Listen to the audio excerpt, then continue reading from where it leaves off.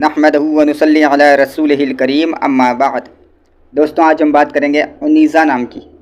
انیزہ نام، یہ ٹائٹل پر آپ نے پڑھ تو لیا ہوگا کہ انیزہ نام رکھنے والی لڑکیوں کو طلاق ہو جاتی ہے۔ اس کی وجہ کیا ہے یہ میں آپ کو بتاؤں گا، لیکن اس سے پہلے چینل پر اگر نئے ہیں تو کائنڈلی سبسکرائب کر کے لائک کر دیجیے گا تاکہ میری ہر آنے والی ویڈیو بخوبی آپ تک پہنچ جایا کرے۔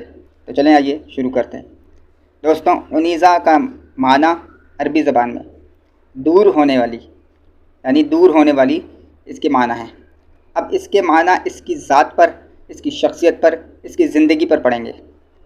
ہو سکتا ہے ماں باپ سے دور ہو جائے، ہو سکتا ہے دوستوں سے دور ہو جائے، ہو سکتا ہے شادی کے بعد شوہر سے دور ہو جائے۔ اب دور ہونے کا مطلب کیا ہے؟ علیحدگی ہونا یا طلاق ہونا۔ تو ظاہر ہے لڑکی کی شادی تو ایک نہ ایک دن کرنی ہی پڑتی ہے، تو لہٰذا اس کے معنی، اس کے اثرات اس کی زندگی پر پڑیں گے، اور ہو سکتا ہے کہ انیزہ کو طلاق ہو جائے یا علیحدگی ہو جائے، تو لہٰذا ایسے نام سے بچنے کی ضرورت ہے۔ تو ناظرین، انیزہ نام اپنی بچیوں کا ہرگز نہ رکھیں، اس کی معنی اچھے نہیں ہیں، اس کے اثرات زندگی پر اچھے نہیں پڑتے۔ اگر کسی بچی کا نام انیزہ رکھ دیا گیا ہے تو فوری طور پر اس کو تبدیل کر دیں۔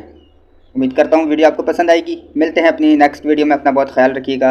اللہ حافظ۔